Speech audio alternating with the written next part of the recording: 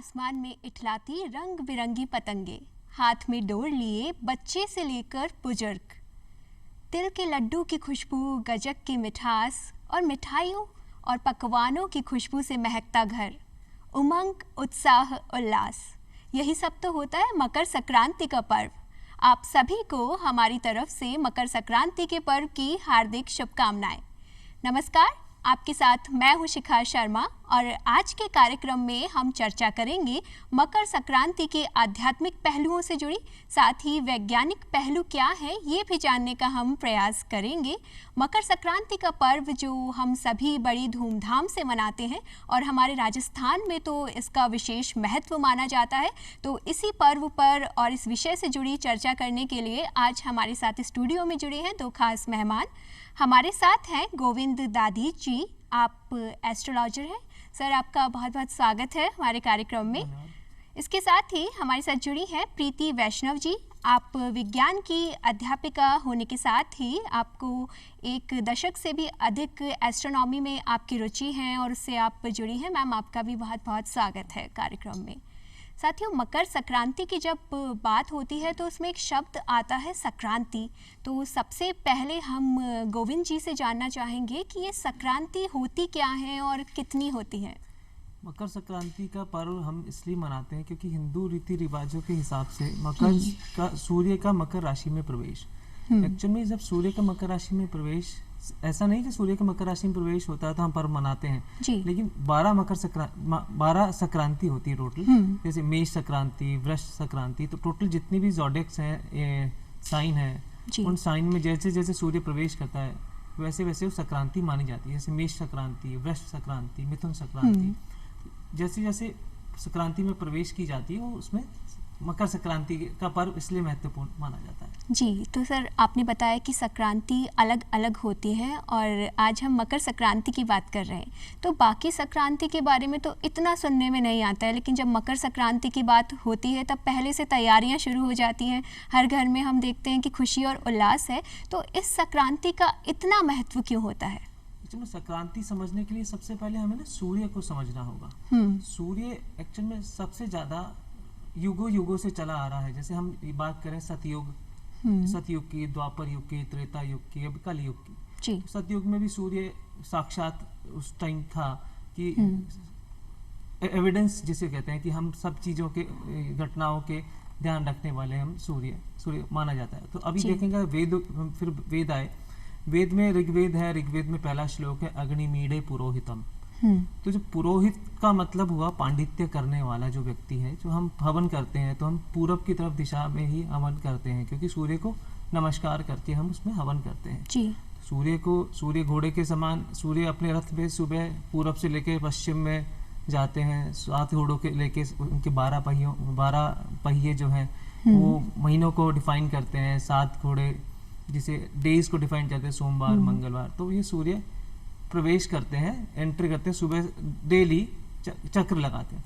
तो दूसरी बात हम कहेंगे जैसे सूर्य का मकर राशि में प्रवेश और सूर्य का उत्तरायण, तो दो चीजें हमें अलग अलग समझनी चाहिए। तो जो सूर्य का उत्तरायण जो होता है वो 22 दिसंबर को सूर्य का उत्तर की तरफ मूव होता है। जैसे वो धनु राशि के हम बात करें, जैसे मल मास की हम बात करते हैं तो मल लग गया, जैसे खर मास बोलते हैं, खर मास और मल मास बोला जाता है कि सूर्य इस टाइम हमें कोई मांगलिक कार्य नहीं होते उस समय। जब मांगलिक कार्य नहीं होते तो उसका रीजन क्या है? तो वो सब 12 संक्रांति होगी तो किसी भी मंथ में हो सकती है, लेकिन मांगलिक कार्य इसलिए नहीं होते जब सूर्य का धनु राशि मतलब सूर्य की जो बृहस्पति देव की जो धनु राशि है, उस टाइम बृहस्पति जो कॉन्सेंट्रेशन को स्ट्रॉन्ग रखते हैं अपना, उस टाइम सूर्य जैसे ही प्रवेश करते हैं तो उसका कॉन्सेंट्रेशन डिवेट हो जाता है, मतलब अलग हट जाता है।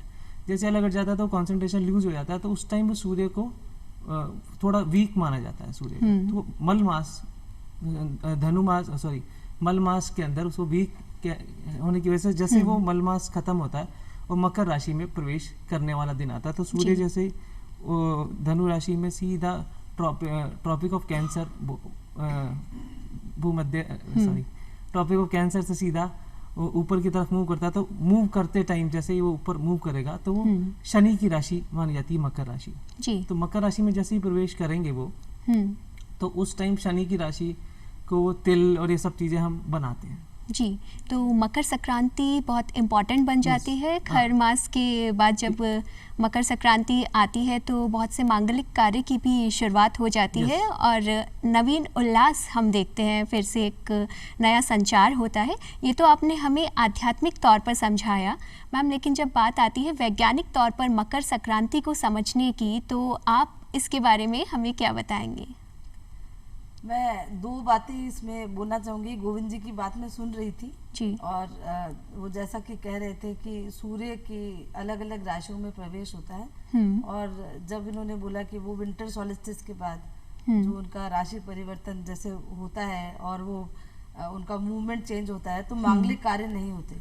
तो इसका रीज़न एक बहुत बड़ा ये भी है, अगर मैं साइंटिफिक रीज़न से आपको समझाऊँ, क्योंकि जब विंटर सॉलिस्टिस के बाद आपको पता है कि दिन तो बड़े होने लग जाते हैं थोड़े थोड़े, सबसे छोटे दिन के बाद, लेकिन सूर्य की ऊर्जा में आपको कमी नजर आएगी जी। तो जब सूर्य की ऊर्जा मतलब एनर्जी क्यों कम हो जाएगी, क्योंकि सन इज थोड़ा सा दूर हो गया है वो जी। तो जो मानव जितने भी मानव जाति के लोग हैं या पौधों में भी देखें अलग अलग तरीके से, तो उनके अंदर वो ऊर्जावान नहीं होते हैं। तो मंगल कार्य करने के लिए वो एनर्जी भी चाहिए दैट तो उसका जो साइकोलॉजिकल और इमोशनल एस्पेक्ट है उसी को इन्होंने धर्म से जोड़ दिया कि ये खर जो भी नाम लेते हैं ये मल मास है, ये इसमें मत करो, क्योंकि शायद वो अपना 100% नहीं दे पाएंगे।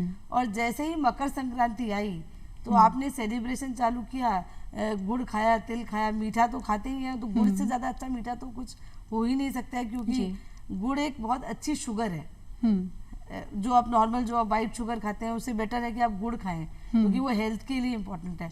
और तिल की तो आपको पता ही है कि वैल्यूएबल है, बहुत अच्छा उसके अंदर फैट कंटेंट है, आपकी हेल्थ को अच्छा रखता है, आपकी आर्टरीज वेन्स की हेल्थ को भी बहुत अच्छा करता है। तो उसको जब धर्म से जोड़ देते हैं तो वैज्ञानिक तरीके से मकर संक्रांति की इम्पोर्टेंस इसलिए बढ़ जाती है। पर जो आम जनता है वो इस भाषा में शायद उतना समझ ना पाए जितना वो धर्म से जोड़कर उसको फॉलो करती है। तो हमारे हर त्योहार में कोई ना कोई वैज्ञानिक पहलू भी छिपा होता है जो हम सभी के लिए हमारे जीवन को सकारात्मक बनाने के लिए होता है। धर्म की बात हो या विज्ञान की हो, लेकिन जब हम किसी पर्व को मनाते हैं तो वो हमारे लिए खुशियाँ लेकर आता है, हमारे शरीर को भी स्वस्थ बनाता है। जैसे सर ने हमें इसके महत्व के बारे में बताया, तो मैम ने भी बताया कि क्या क्या फ़ायदे हमें हो जाते हैं। सर, मैम ने तो बताया कि क्या वैज्ञानिक पहलू हैं। अब बात आती है कि जब मकर संक्रांति होती है तब शुरू से देखते आते हैं कि हमारे घर में भी ये बात चलती है कि अब क्या दान देने जाना है, किसी की हम क्या मदद कर सकते हैं। और हमारी जो मम्मी या भाभी वगैरह होती हैं वो कुछ सामान रखती हैं, उन्हें बांट के आती हैं, कुछ गिन के इतने लोगों को देना है, इसके बाद दान पुण्य शुरू हो जाता है। तो हमारे घर में और आसपास के घरों में भी सब जगह ये देखने को मिलता है। तो इसके पीछे क्या वजह होती है? इसके पीछे आप थोड़ा सा पहले जाइए। जैसे मान लो हम बात करते हैं सूर्य ग्रहण की, चंद्र ग्रहण की जी। तो सूर्य ग्रहण जब होता है तो हम बोलते हैं सूतक लग गया। सूतक लगने के बाद हम उस टाइम कुछ नहीं करते, सिर्फ जप करते हैं, पूजा करते हैं। उसके बाद हम कुछ खाना पीना नहीं खाते। उसके बाद हम नहा धो के तैयार होते हैं, उस टाइम हम दान पुण्य करते हैं। इसका मतलब सन के सूतक लगा हुआ है, हम कुछ अच्छा काम नहीं करेंगे, हम कुछ नहीं खाएंगे पिएंगे, और उसके बाद हम दान करते हैं। ऐसे जब सूर्य ने मल क्रॉस किया, मल मतलब मल मास को क्रॉस किया, क्रॉस करने के बाद पॉजिटिव एनर्जी आई। जैसे मान लो हम ये बोलते हैं देवताओं के लिए ये जो पूरा साल है आधा दिन और आधी रात मानी जाती है। तो आधा दिन जब सूर्य उत्तरायण हुआ, हमने ये नहीं कहा सूर्य मकर राशि में प्रवेश किया, सूर्य जब उत्तरायण हुआ तब वो दिन माना जाता है देवताओं का, और जब दक्षिणायन हुआ तो वो रात मानी जाती है देवताओं की। ऐसी चंद्रमा के हिसाब से हम शुक्ल पक्ष माना जाता है, शुक्ल पक्ष में हम अच्छे काम करते हैं, और कृष्ण पक्ष में हम अच्छे काम करने के लिए अवॉइड करते हैं। जैसे शादी भी हम करनी होती है हम शुक्ल पक्ष में करने की कोशिश करते हैं, मुहूर्त भी जितने होते हैं वो शुक्ल पक्ष में ही अच्छे होते हैं।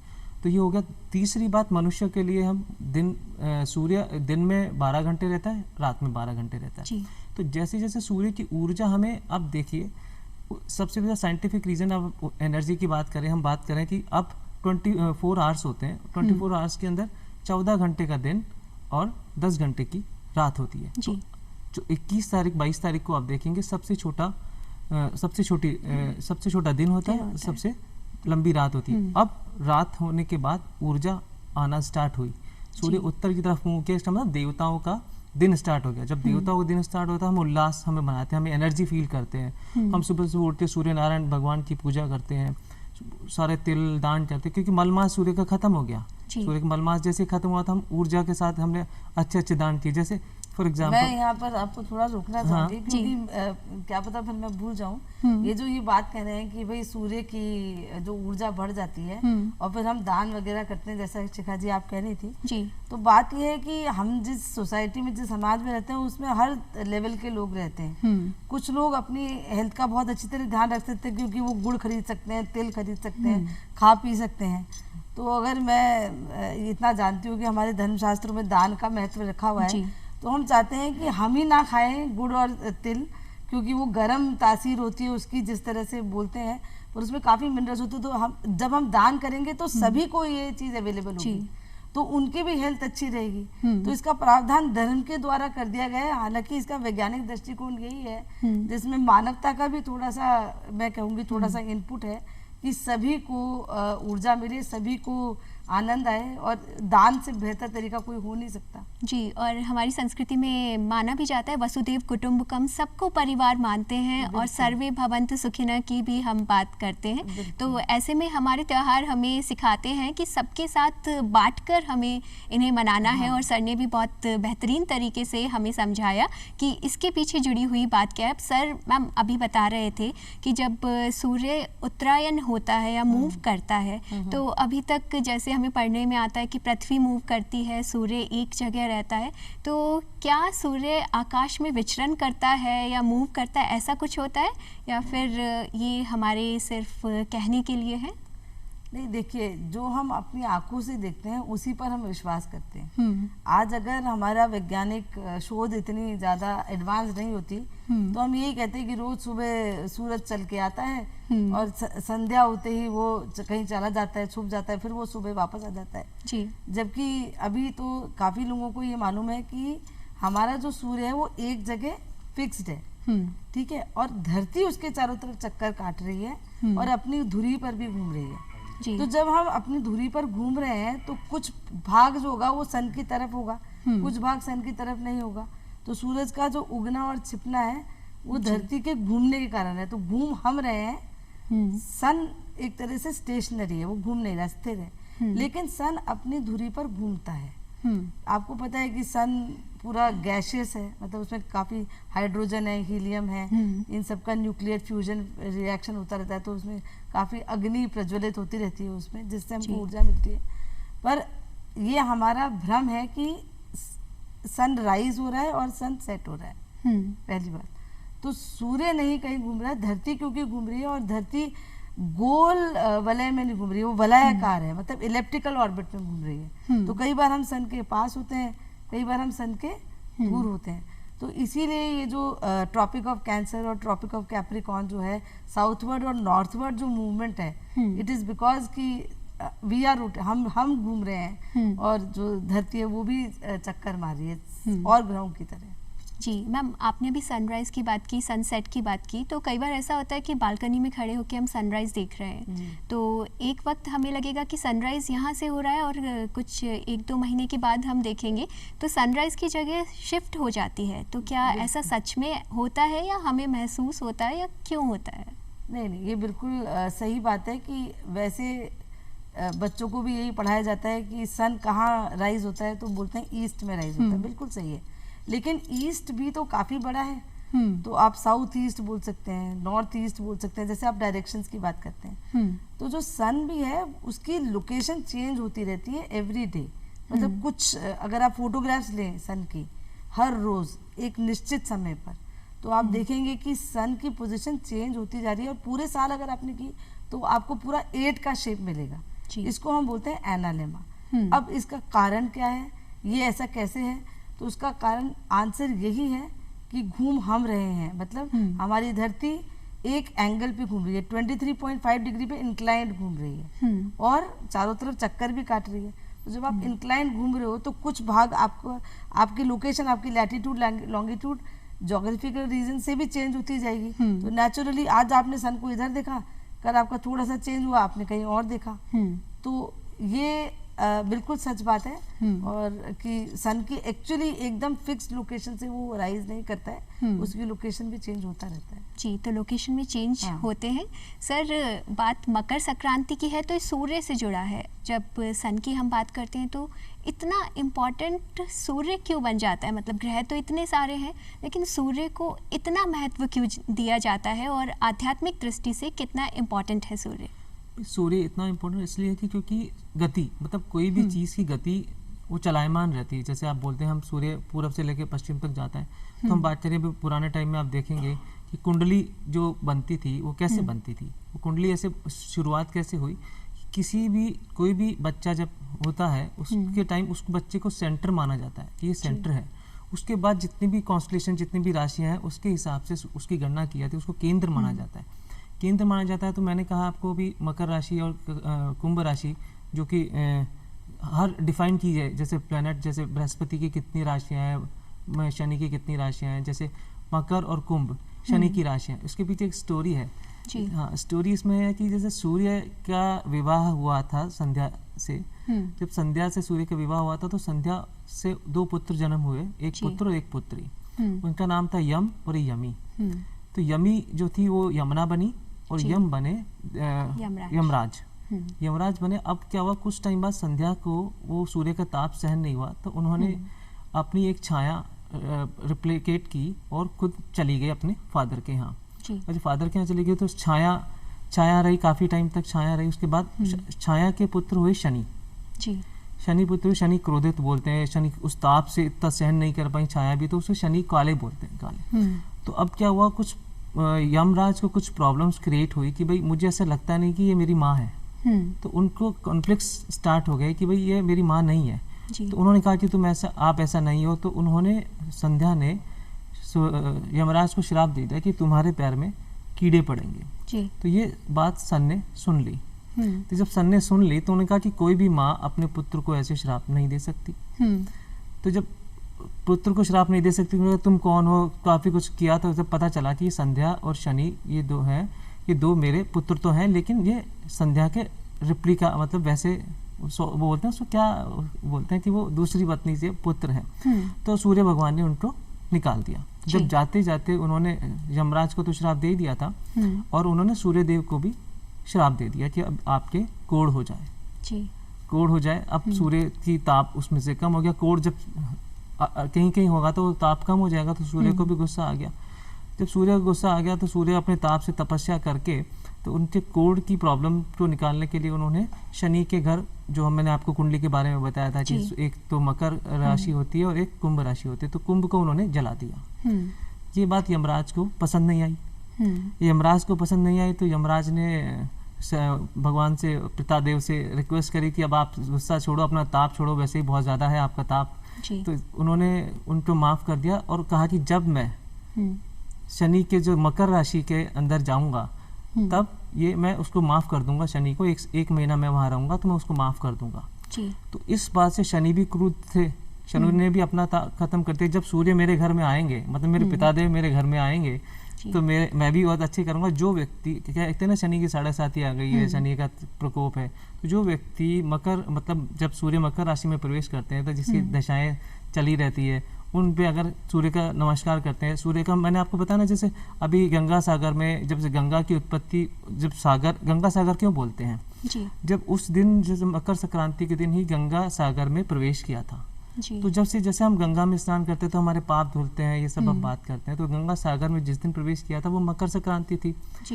अब आपने सुना होगा महाभारत काल में भी भीष्म पितामह ने कहा कि जब मैं प्राण त्यागूंगा, जब सूर्य उत्तरायण में होगा, उन्होंने ये मकर संक्रांति नहीं बोला, जब सूर्य उत्तरायण में होगा तो मैं प्राण त्यागूंगा। तो उत्तरायण का मतलब, अब हम बात कर रहे हैं कि सूर्य उत्तरायण तो 22 दिसंबर को ही हो जाता है, लेकिन आज से जब 1800 साल पहले जब सूर्य का उत्तरायण और सूर्य का मकर राशि में प्रवेश एक दिन होता था तो हर 72 साल में ये एक दिन शिफ्ट हो जाता है। 72 साल में, जैसे मान लीजिए दिसंबर में 22 से था, 23, 24, 25, ऐसे दिसंबर शिफ्ट होके ये 14 जनवरी तक आ गया। अब जो 14 जनवरी तक आ गया, आपने देखा होगा विवेकानंद जी का जन्म 12 जनवरी 1863 में होता, आज से 150 साल पहले। तो जब 2 दिन शिफ्ट हो गए 150 सालों में, तो अब 14 से 15 शिफ्ट हो जाएगी, तो मकर शिफ्ट हो जाएगी। जी। तो मकर राशि जैसे शिफ्ट हो जाएगी तो अब आपको पता चल जाएगा कि 15 तारीख हो जाएगी, 16 तारीख हो जाएगी। सूर्य का मकर राशि में प्रवेश की डेट अलग है और सूर्य का उत्तरायण की डेट अलग है। जी, तो इसे एक मान लिया जाता है कई बार, और yes. जनरली एक Confusion भाषा में create हो जाता है कि ये भाई- भी कह दिया जाता है कि उत्तरायण और मकर संक्रांति एक ही है। तो yes. आपने अभी हमें डिटेल में पूरा समझा दिया, तो हमारे जो दर्शक देख रहे होंगे उन्हें भी समझ में आ गया होगा कि ये दोनों अलग अलग हैं। अलग-अलग। सर, आपकी बातों में राशि भी आ रही थी, मतलब सूर्य ने इस राशि में प्रवेश किया और इसका ये प्रभाव देखने को मिला। हाँ। तो ये राशियाँ कितने तरीके की होती हैं, कितनी होती हैं, और सूर्य से जुड़ने पर क्या प्रभाव सामने आता है? जैसे हर महीने मेष राशि, जैसे हर महीने सूर्य राशि बदलता है। जी। तो जैसे जैसे राशि बदलता है तो गोचर बस उस राशि के फल उसको देता है। मैंने आपको बात की थी अभी कि जैसे बच्चा जन्म लेता है तो उस टाइम उसकी कुंडली बनी जाती है। जी। तो कुंडली में हम कहते हैं कि इसका नाम क्या रखना है, हमें नाम रखना है तो वो किसके आधार पर रखना है, जी। सूर्य के आधार पर रखना है या चंद्रमा के आधार पर रखना है। तो जैसे अभी फॉर एग्जाम्पल मैं आपसे बात करूँ कि 23 तारीख को अगर किसी सुबह सुबह सूर्योदय के टाइम अगर जी। किसी बच्चे ने जन्म लिया तो जब जैसे ही हो रहा, मतलब उदय हुई, राशि उदय होने के बाद सूर्य भी एक ही राशि में होगा, क्योंकि 23 तारीख को अमावस्या है, चंद्रमा भी एक ही राशि में होगा। जी। तो जब दोनों ही एक राशि में होंगे तो उसकी राशि भी वही होगी। अब राशि कौन सी होगी? राशि वो होगी जो उस टाइम उदय हो रही है राशि। जी। तो वो राशि चंद्रमा के साथ में उदय हुई तो वो लग्न हो गया, लग्न के अंदर ये चंद्रमा होगा उसका। तो चंद्रमा भी वही होगा। और अभी सूर्य कहाँ है? धनु राशि में है, तो धनु उसकी राशि हो जाएगी। तो इस तरीके से चीज़ें डिफाइन होती हैं। हम मून बेस्ड है, मतलब हर 27 दिन में मून अपनी राशि, हर 27 दिन में मून अपना चक्कर लगा लेता है। तो ऐसे आपने देखा होगा अधिक मास जी। क्या होता है।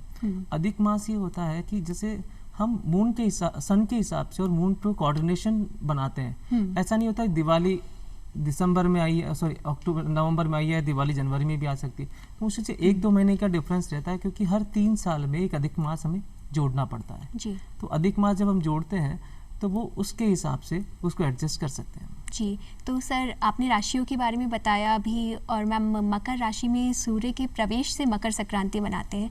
तो साइंस में राशियों का क्या एस्पेक्ट देखा जाता है? अब देखिए, राशियाँ जो होती हैं एक्चुअली में वो कॉन्स्टिलेशंस कहलाती हैं। और कॉन्स्टिलेशंस कुछ नहीं है, तारों का समूह है। और ये तारों का समूह जब हम अपने धरती से देखते हैं, और मुझे लगता है कि काफ़ी लोगों ने अगर आसमान में तारे देखे होंगे, हम बचपन में भी हम पैटर्न्स बना लेते थे, जोड़ते थे और कोई डिज़ाइन बना लेते थे, बोलते थे अरे कोई घोड़ा दिख रहा है कि कुछ शेर दिख रहा है, अरे मैंने फूल बना लिया। तो ये जो राशियाँ साइंटिफिकली स्पीकिंग कुछ नहीं है, ये तारों का समूह है जिनका हमने एक अपने आप एक पैटर्न बना लिया है और उनको एक नाम दे दिया है। जैसे अब हम ज़ोडिएक इंग्लिश में हम बोलते हैं एरीज या फिर मेष या फिर कन्या। तो जैसे अब ये कन्या राशि, इनका ज्योतिष के रूप में कुछ अलग बात होगी, पर हम कन्या राशि को बोलते हैं कि वो दिख रहा है कि जैसे कोई कन्या खड़ी है, तो जोड़ के बनाए।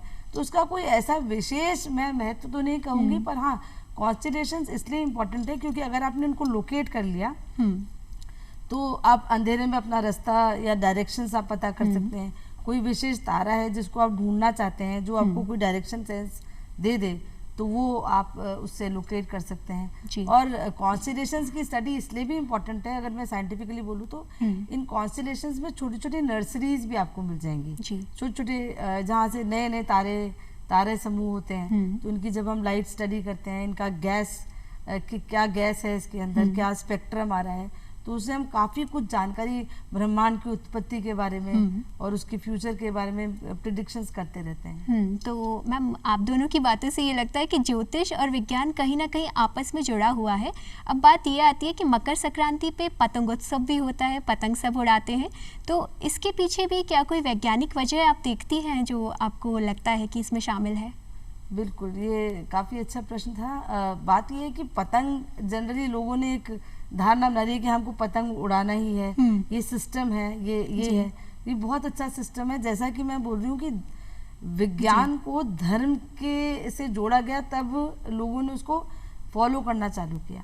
अब आपको पता है कि जैसे ही विंटर सॉलिस्टिस हो जाता है, उसके बाद लोग पतंग छतों पे आपको दिखने लग जाएंगे कि पतंग उड़ाते हैं। तो इस वक्त क्या होता है कि क्योंकि सूर्य हमसे काफ़ी दूर है और उसकी ऊर्जा में थोड़ी कमी है, और मानव शरीर को विटामिन डी की बहुत ज़रूरत है, जो उसका कोई सोर्स और नहीं है, सिर्फ सनलाइट ही है। तो अगर आप छत पे जाओगे, पतंग उड़ाओगे, अब छत पे कितनी देर आप किसी को रोक सकते हो? नहीं रोक सकते। तो आपको क्या, उन्होंने क्या इसका तोड़ निकाला कि चलो पतंग उड़ाते हैं। खेल का खेल, विटामिन डी की विटामिन डी, और एक मानसिक जिसको बोलते हैं ना हेल्थ, है ना, मेंटल हेल्थ भी बहुत अच्छी हो गई, फिजिकल हेल्थ तो अच्छी हो गई। आप अपने मसल्स यूज कर रहे हो, एंजॉय कर रहे हो, चिल्ला रहे हो, वो काटा ये काटा, और मम्मियाँ वो तिल खिला रही हैं, गुड़ खिला रही हैं, तो टोटल एक हेल्थ का पैकेज बन जाता है। इस पूरे जब तक मकर संक्रांति आ नहीं जाती तो आपने अपने को नई ऊर्जा से अपने को भर लेते हो, क्योंकि अगर आप घर के अंदर बैठे रहोगे, एक तो वैसे ही सनलाइट कम है, और फिर आप विटामिन डी की बहुत कमी हो जाएंगी, और आपको पता ही है उससे काफी नुकसान हो सकते हैं शरीर को। जी, तो ये वैज्ञानिक पहलू है पतंगोत्सव का।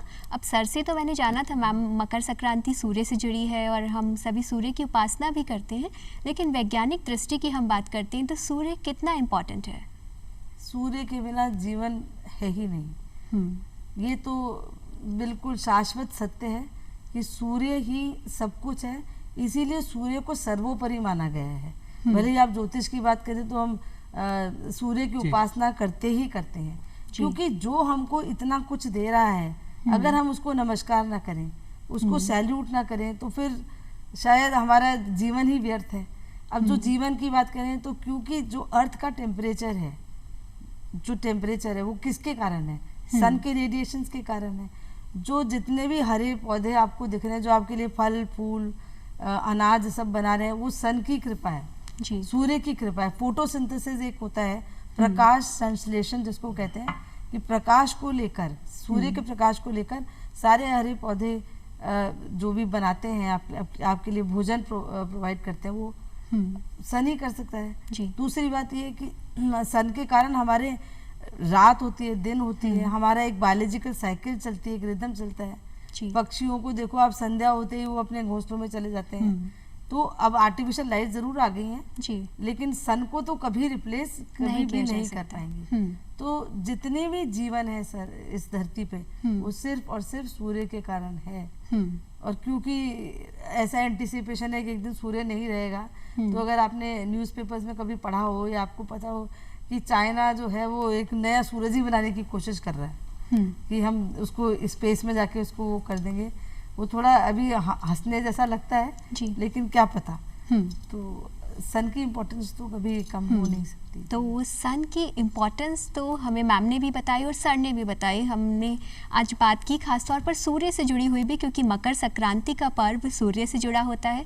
हम आध्यात्मिक तौर पर देखें या वैज्ञानिक दृष्टि से देखें, सूर्य का महत्व तो हमारे जीवन के लिए कितना है, इसे हम शब्दों में बयान नहीं कर सकते, क्योंकि अगर सूर्य नहीं होगा तो हमारा जीवन नहीं होगा। वो मनुष्य का जीवन हो या जीव जंतुओं का हो, प्रकृति भी नहीं होगी सूर्य के बिना। तो मकर संक्रांति भी एक जरिया है कि हम सूर्य को धन्यवाद अर्पित करें। अब उसे हम विज्ञान की दृष्टि से देखें या अध्यात्म की दृष्टि से देखें, लेकिन ये दिन हमारे जीवन में ऊर्जा का संचार करता है, नई खुशियाँ लेकर आता है, उमंग और उत्साह लेकर आता है और नए विचारों से हमें युक्त करता है। आज हमने बात की मकर संक्रांति से जुड़ी हुई और हमें बहुत महत्वपूर्ण बातें बताई आज कार्यक्रम में गोविंद दादी जी ने और प्रीति वैष्णव मैम ने। तो आप दोनों को बहुत बहुत धन्यवाद कि आप हमारे साथ कार्यक्रम में जुड़े और मकर संक्रांति से जुड़ी इस महत्वपूर्ण चर्चा का आप हिस्सा बने और हमारा ज्ञानवर्धन भी किया।